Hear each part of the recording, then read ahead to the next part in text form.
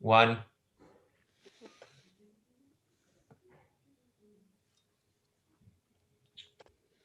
Hey, everybody. Welcome to the Daily Objective. And we got a topic for you today, the ongoing politicization of children, or is it vice versa? Are children politicizing things? Or is it that children want to be adults? You know, I recently did a long-form discussion on this very channel, the Ayn Rand Center UK, with Kirk Barbero. We talked about Peter Pan, the book, the franchise, the influence it's had on our lives and on society at large. And the conversation ended up sort of reaching the issue that I brought up, which is like we've got this sort of fascination with childhood and somewhat misguided belief that, you know, the climax of your life, of joy in life, is childhood, and it only gets worse from there.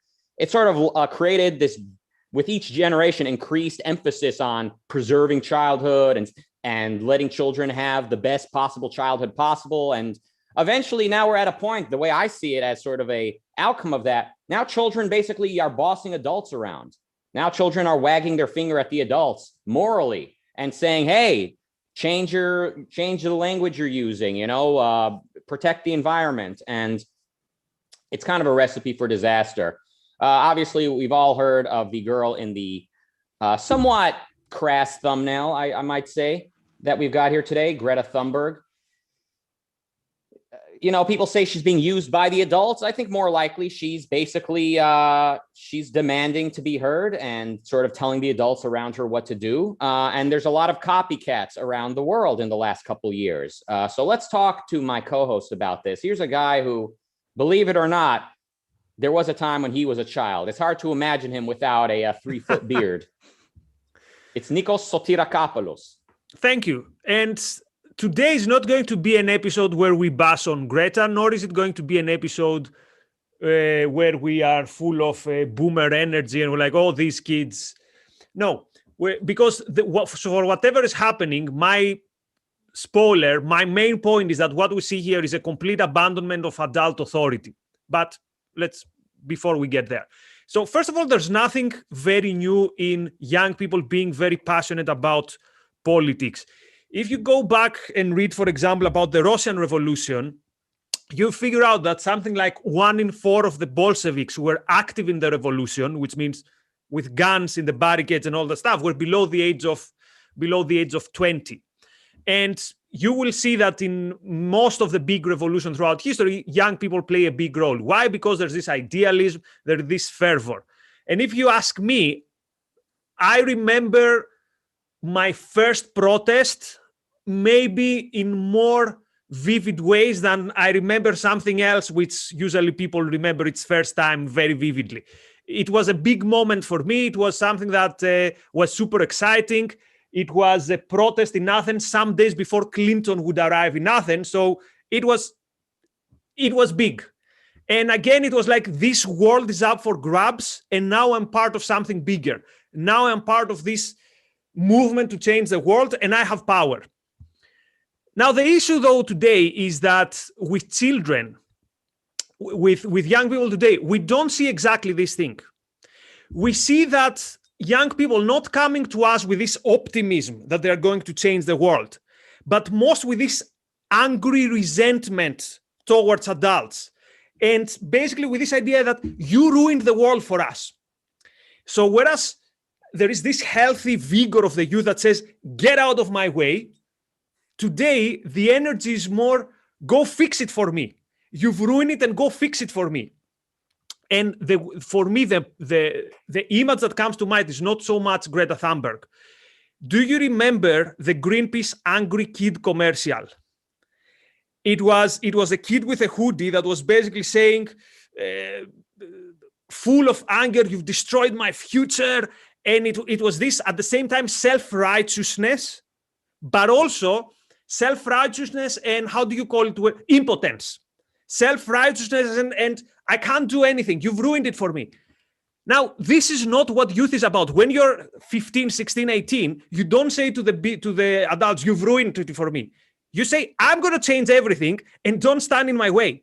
So what we see today is not even this, which some people should say we should celebrate this youth virility, this energy. It's the opposite. It's basically saying we are doomed, and you created a mess, and now I'm going to lecture you about this mess. So this is my first point, and this is how I see this different from other times in history, whereas, as we said, there was this youthful energy.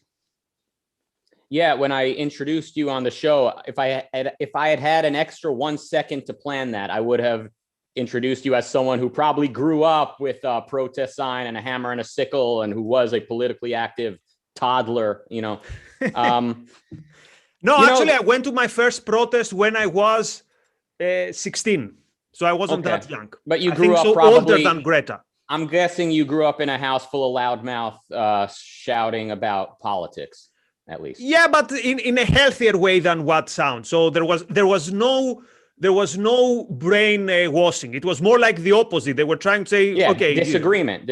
Sure. Yeah. There was healthy disagreement. Very hot-blooded Mediterranean household full of strong opinions. And you're stroking your beard at age 3, wondering what it's all about. But as you're talking about this whole kind of perspective that says, like, we're the youth and you adults ruined it. This is an ongoing thing that keeps coming up. Maybe even going back to Peter Pan, the turn of the century story. It's not the sort of theme I got from that book is that, like, adults are miserable, but can occasionally get a glimpse of childhood bliss. But definitely this whole view that, like, you adults ruined the world for us. That's definitely from, like, the hippies and forward, very explicit.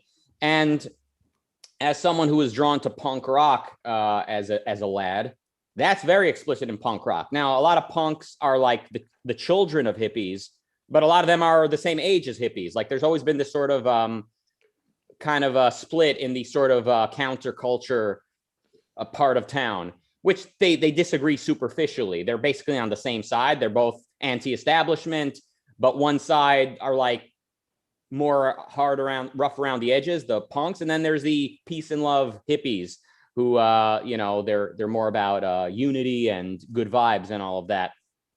But both of them are always on about how you adults ruined it for us youth. So in a lot of punk music, and some punk is it goes there. They go very, very dark often and very violent often. They talk about anarchy and violent revolution and all that stuff in some of the lyrics there. But sometimes they just sound like little Greta Thunberg saying, "How dare you?" They're like, "You ruined it." And I mean, a very soft sort of poppy punk band that the audience may know is Blink-182. Before they got kind of poppy and slow, they would sing about, if we're effed up, you're to blame, talking to the adults.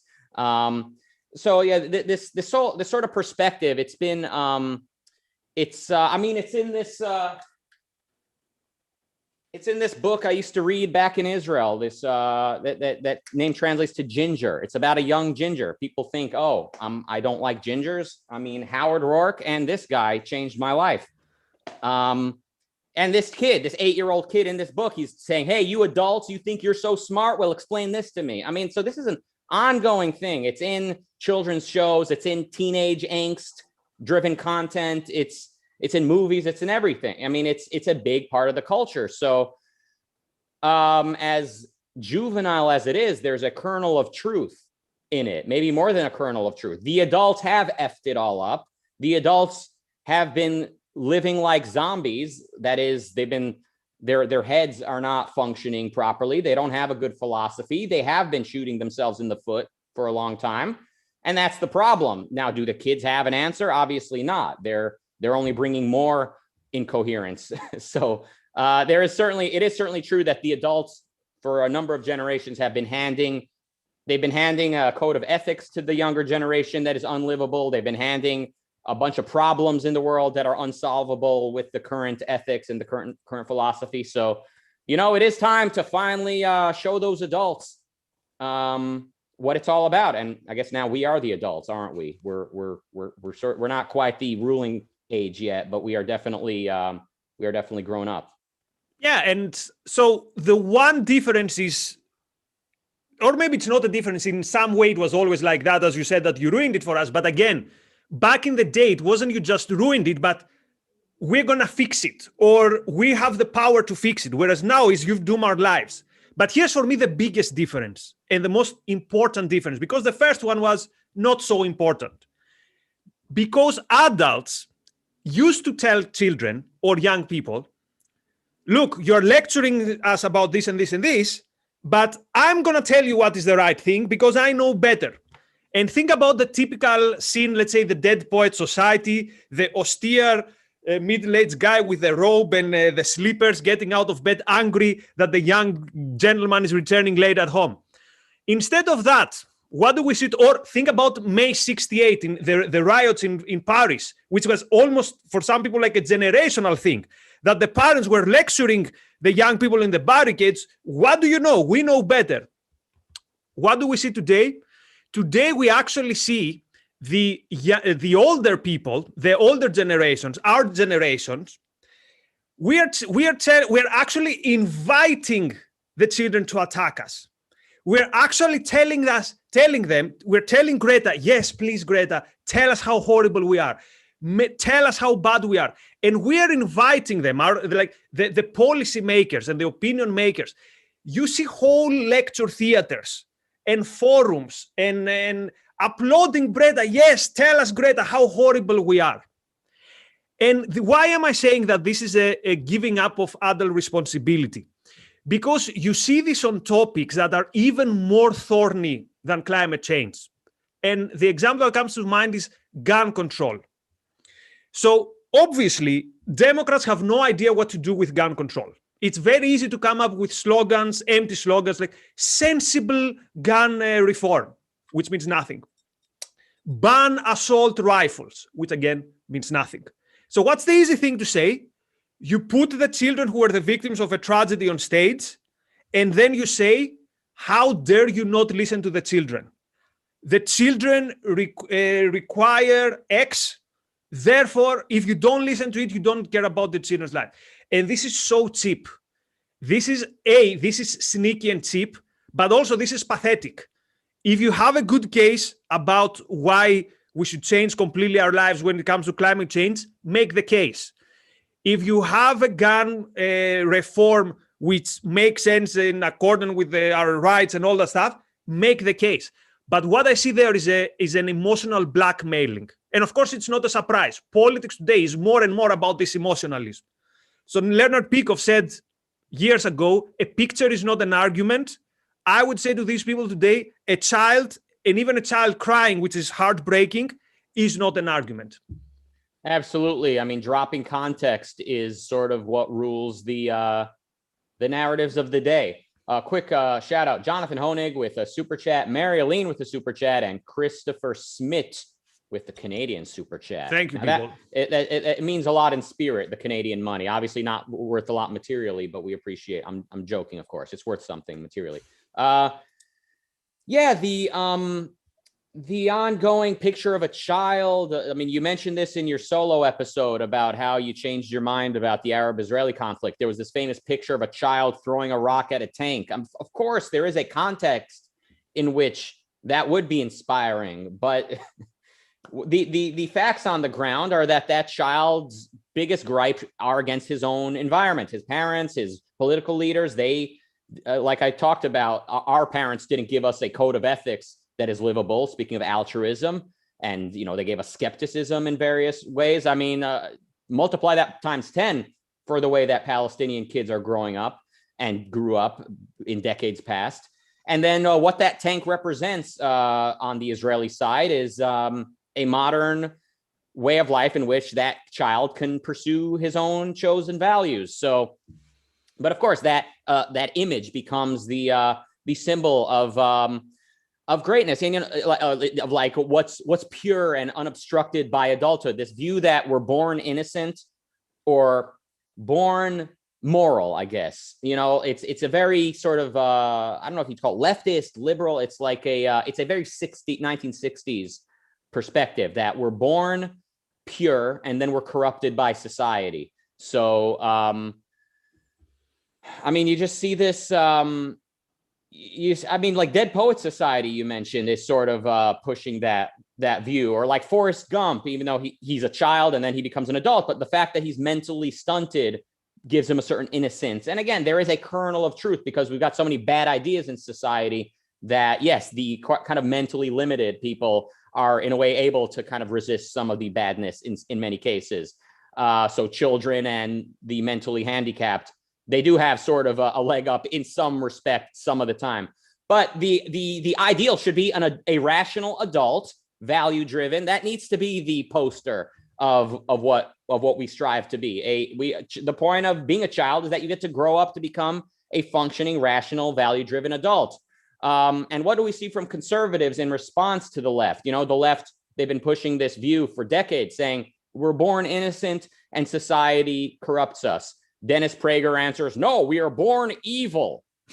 His words, we are born evil. He says, look at an infant, selfish, loud, demanding that it be taken care of, zero consideration for anyone else but himself. A baby, says Prager, right? You're born demanding to be taken care of. And then as you grow up, you're taught by society, by the adult, how to behave morally. So it's kind of two sides of the same coin. A baby is amoral, right? And a newborn has made no decision yet. So morality doesn't really apply, I don't think.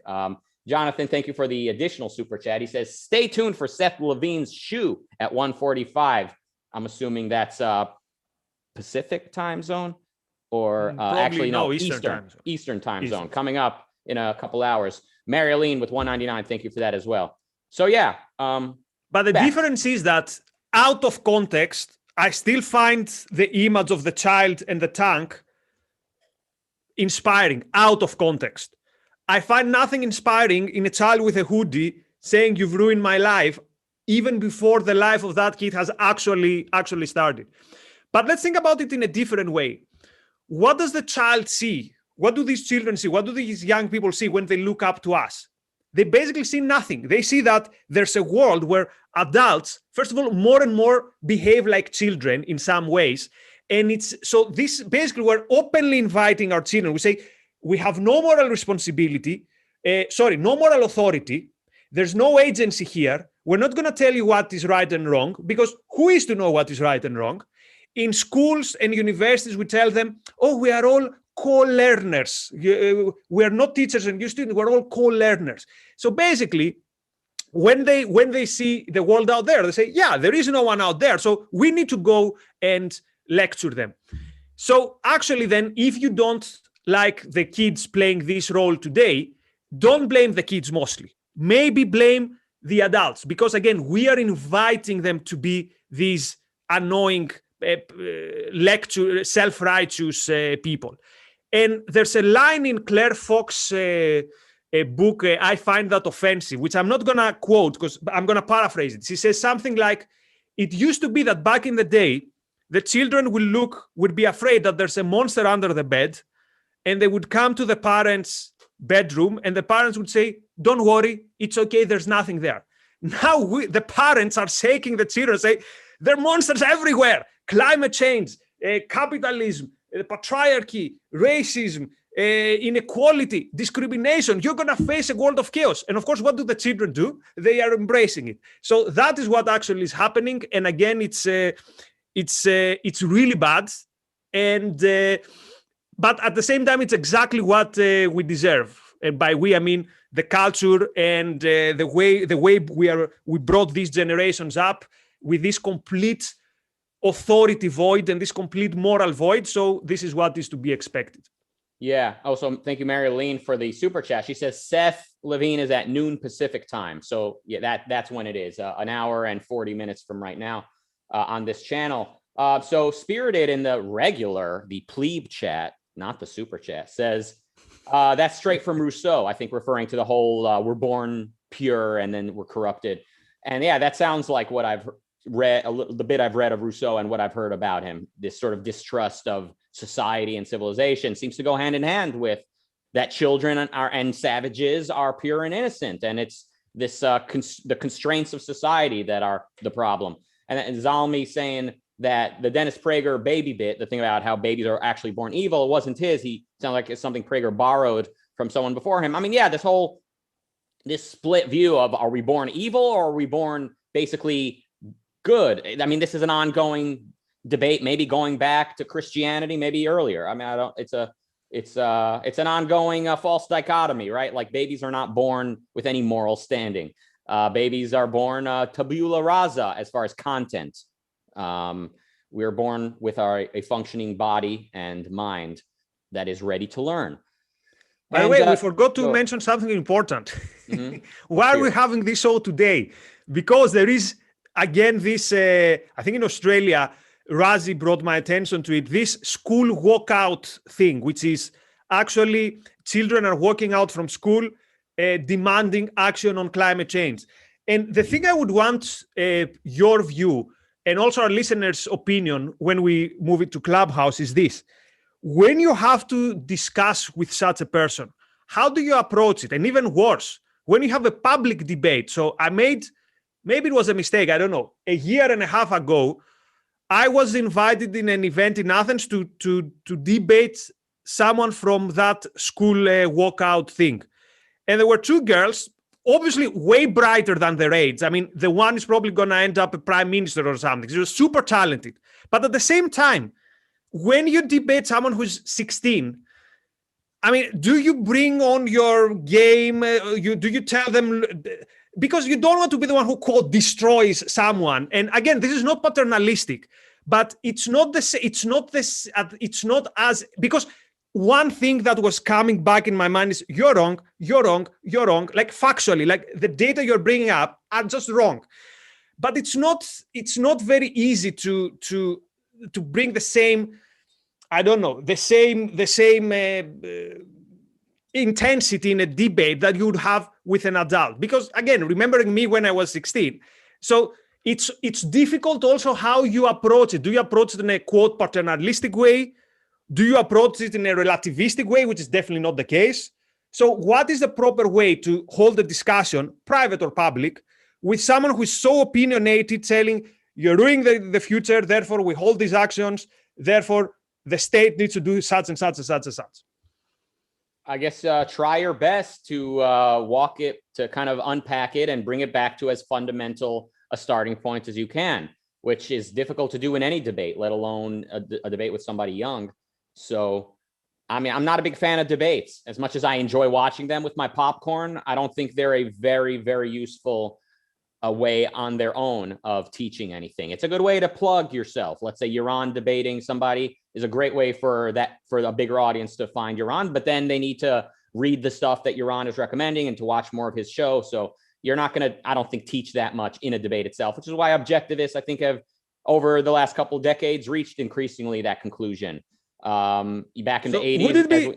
So would it be then a good idea, you think, let's say a Yaron versus Greta debate? And I'm not saying that Yaron would want to do it. I'm just making this up. But do you think this would be something productive, or is this a lose-lose situation?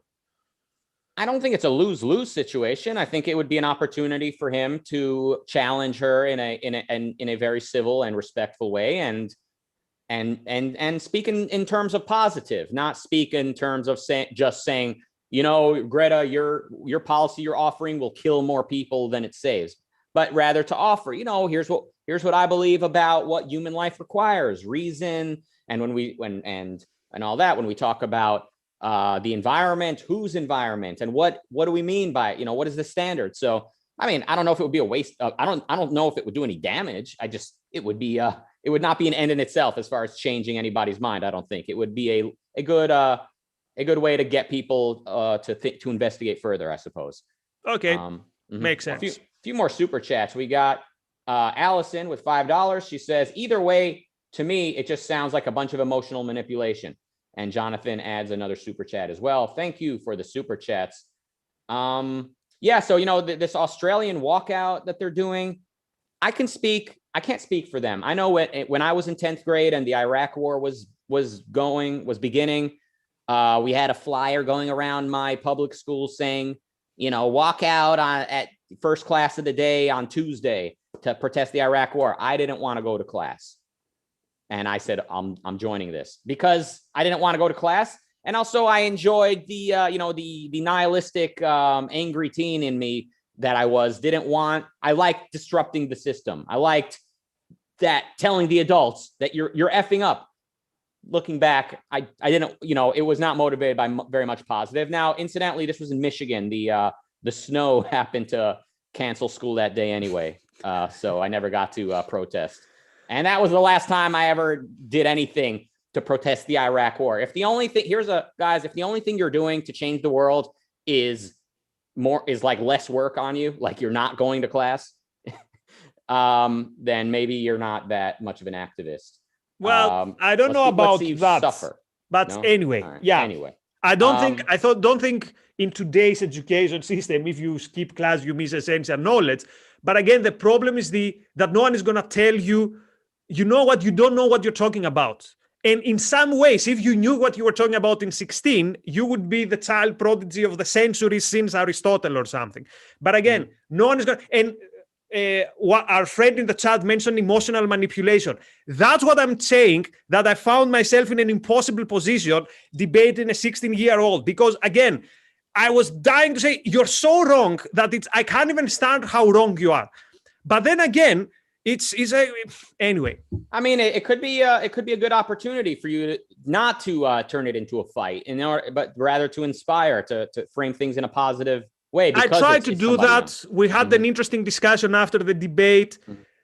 But again, if you are used to everyone telling you are essentially right, even if someone brings facts that are, so for example, you say your plastic straws do not make a difference, and they're not going to make a difference in 1 trillion years.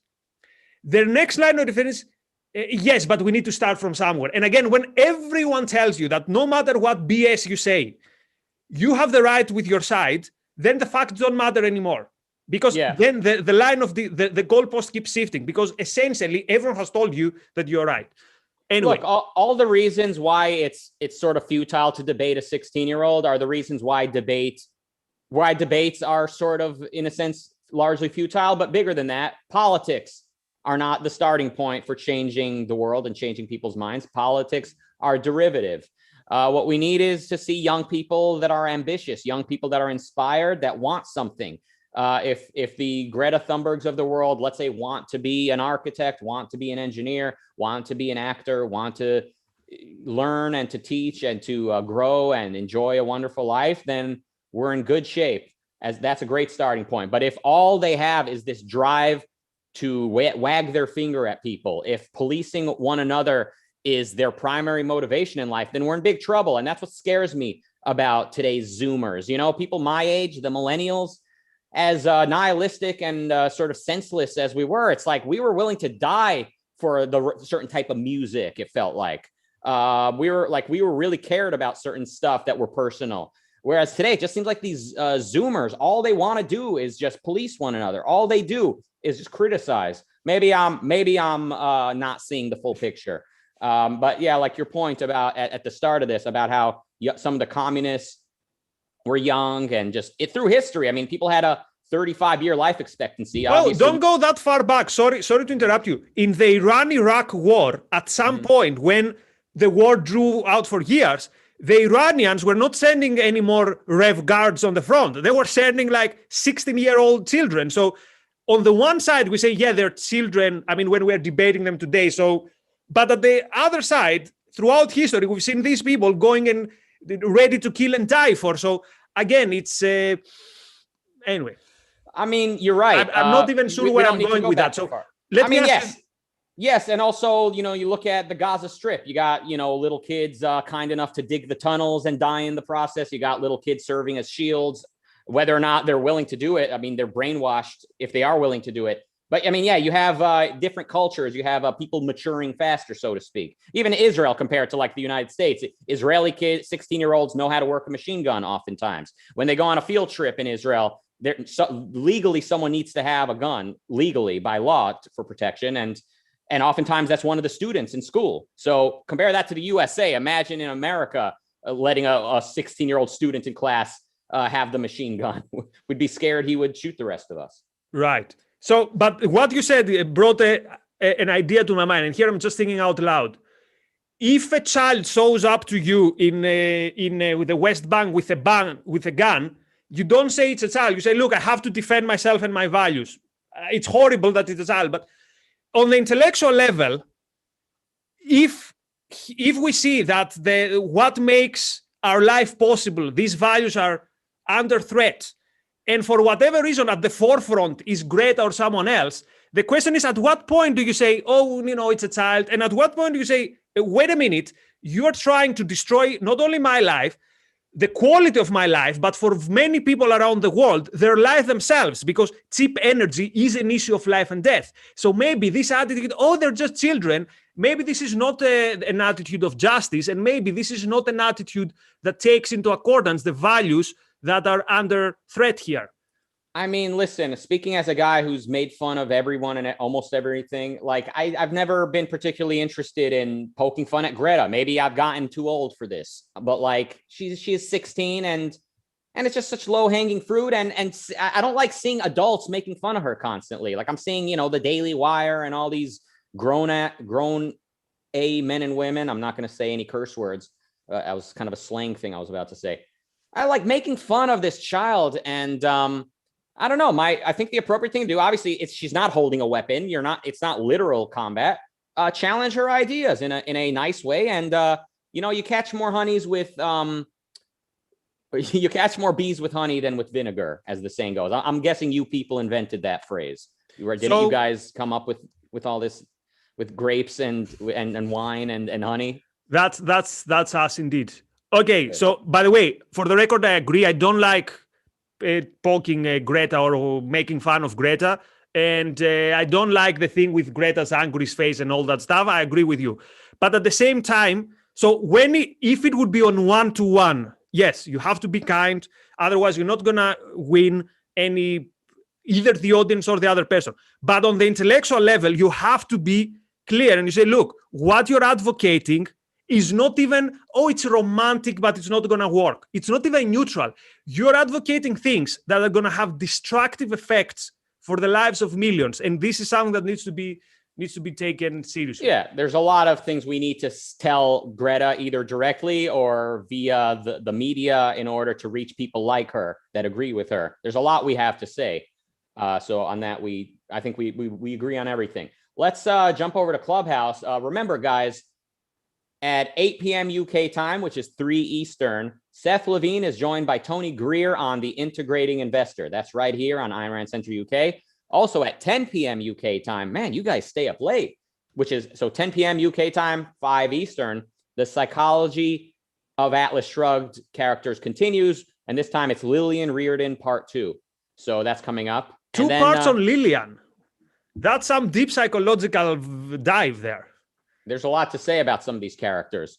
And coming up on this Monday, guys, good luck sleeping this weekend, knowing what's coming Monday. At 8 p.m. UK time this Monday, the premiere of HBTV. That is Harry Binswanger TV. The topic is evolution, fact in biology, fiction in psychology. Always the provocative philosopher. So we're looking forward to that. It looks like you have some questions, Nikos. You might want to get your super chat equipment out for that. Yeah, because I know something more, or I have some more ideas about HBTV, but I'm gonna discuss them with the boss, and it's gonna be good. It's gonna be. Mm-hmm. So what you got today was a teaser trailer, not even the full trailer. It's one of these trailers where you hear music, there's dark, and you see a shadow, and you're like, is this the Batman film or is this the Superman film? We're at that level yet. Yes. So a lot to look forward to. And guys, there's a lot of great content coming to this channel that we've been fortunate to enjoy. So please consider becoming an Ayn Rand Center UK member. Who cares? It's just money, more problems. Think about it. It eats away, burns a hole in your pocket. You end up spending it on something that makes you fat or unsatisfied anyway. Just sign up. $10 a month, $20 a month, $50, $100 a month. Just do it. Who cares? All right. I'm being a little bit silly right now, as you can tell. But please become a member. Your money really means a lot to Razi and to the organization. So I hope I'm doing a good job at expressing that vicariously.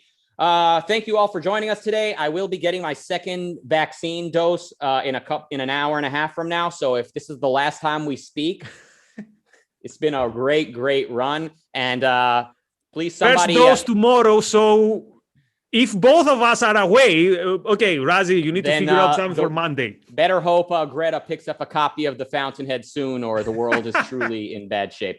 All right, everybody. Thank you, and see you on Clubhouse. Goodbye.